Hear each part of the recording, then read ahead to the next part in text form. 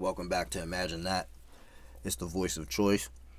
You guys might be more familiar with me on transient information from these diagrams here. If you've tuned into Lucro 528, type in transient information. There's a myriad of videos that have been pretty much out for a while now, maybe 3 to 5 years. Not sure. But today, I just want to speak on something. There's going to be a lot of different content coming from this channel, more than just me speaking. But right now, I just have to say this. Okay? I'm trying to figure out what is going on and what we actually exist in. I know that the Lord God is real. And I know He created everything under the sun. What we would want to think that is imaginary and what gets deemed as paganism and everything else. If He created everything physical under the sun, anything that can be imagined by man, okay, imagination is key. Childlike faith is key. But I have gripes and I have things that I question, and this is within myself and from what I behold as I walk around.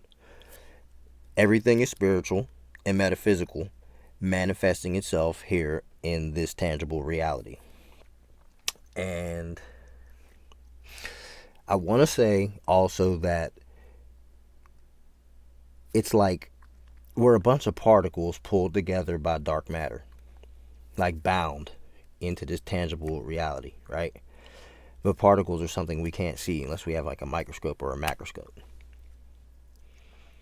And it's crazy because we have all this stuff that we're told, and then we're also brainwashed because we're taught stuff. We're taught to believe certain things, right? So it's just like, I don't know what dream we're living in, right? But I do want to say one thing. Put no God before God. So, yeah, crystals may be esoteric or pagan. That's only if you put that above God. If you start thinking that they're the be-all, end-all, that's wrong.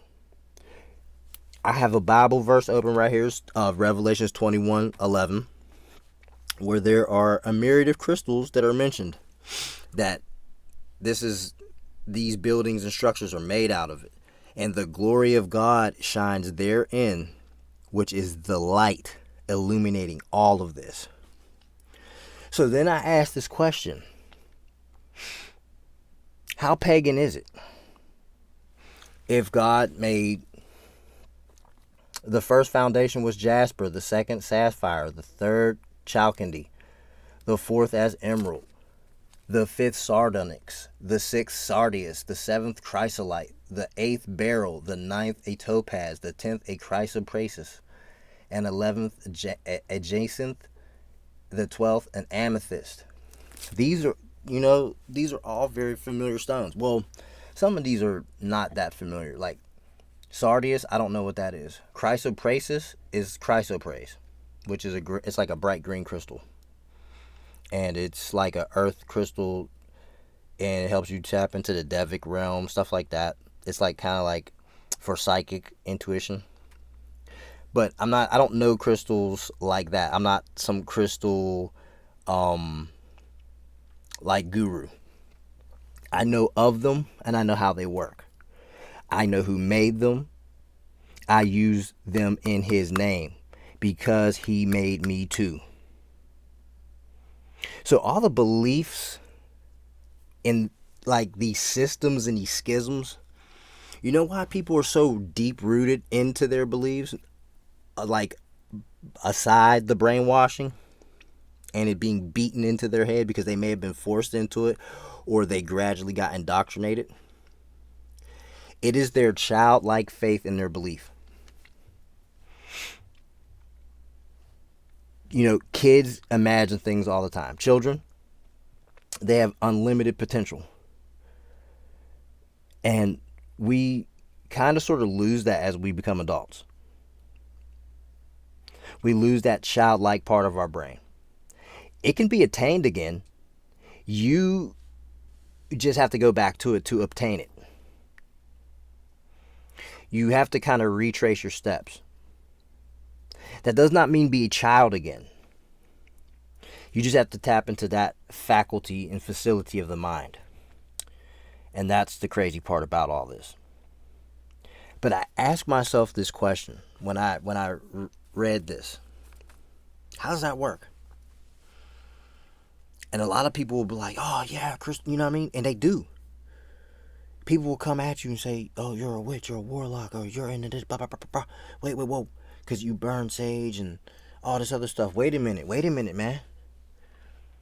Wait a minute. When you burn sage, let's put the esoteric stuff aside. When you burn sage, do you know what that actually does chemically? Like molecularly in the air? For a 24-hour time span, when you burn sage, it is an air purifier. It eliminates all types of radicals in the air, microorganisms that can be breathed in by one and become sick, airborne illness, germs, pathogens. It eradicates all that for 24 hours. Isn't that amazing? And that's a plant. Excuse me, I'm drinking coffee. Got the coffee burps. Right? But isn't that amazing? That's what sage does, actually. In the physical. Now, in the metaphysical realm, what does it do? Of course, it will expose demons. Ghosts that are sitting right in a room with you. Spirits. Yes, it charges crystals. Yes, it purifies things. Purifies the energy. Energy is just a vibration. When people say vibrations, oh, you're a vibration. Oh, that's witchcraft. Wait a minute. What? Hold on. Bass vibrates. Is that witchcraft? Well, yeah, I guess it is, because music is witchcraft, isn't it? It's just witchcraft put into song form, because every word you speak's a magic spell. Isn't that what abracadabra taught us?